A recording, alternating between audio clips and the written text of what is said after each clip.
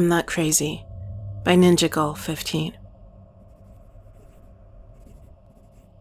I don't know how long I have to write this, or if anyone will ever read it, but I have to try. I had agreed to go undercover and investigate what life was like for patients at St. Mary Insane Asylum.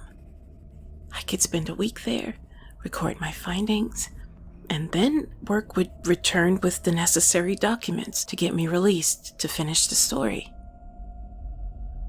It's been 2 months. The patients here are either as sane as I am or completely gone, acting irrationally and living in a fantasy world. When I tell them I don't belong there and explain my story, they laugh at me, saying they've heard every line in the book. One woman screams at the moon all night. The orderlies give her horse tranquilizers when she gets too active. A man claiming to be homosexual is electrocuted every 3rd day, although I don't think it's done much for his condition. An older woman kept forgetting where she was and panicking when the real world of this dirty asylum set in. They took her to a back room, and she'd been in a daze ever since. I mean, Christ, it's 1962. We should have better, more modern techniques for helping mental illness. They lock people in dark rooms to calm them down, and rats run down the hallways and nibble on us at night. I've seen every fellow patient here be beaten for minor infractions. I have to get out. I have to tell the world what's really going on here. These people are much worse off than they started. I'd be shocked to find anyone has improved in these conditions. I've tried to escape 2 times already. Once I hid my pills under my tongue, disgusted at the taste as they dissolved a little, and tried to creep down the hallways when people were asleep.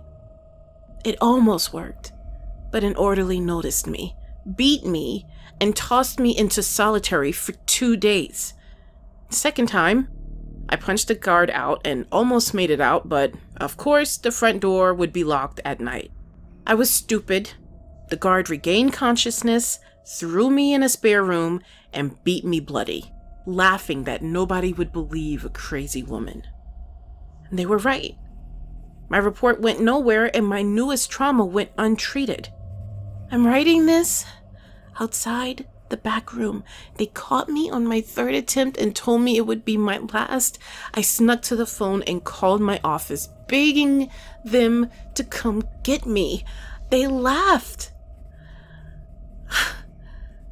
The man in charge had forgotten all about me. Something about staff restructuring. The paperwork was long gone. They'd have to write it all up from scratch. The room I'm outside has 1 chair, straps, and an ice pick lying next to a hammer. I hope they come soon. I'm not sure how much of myself will be left when they get here.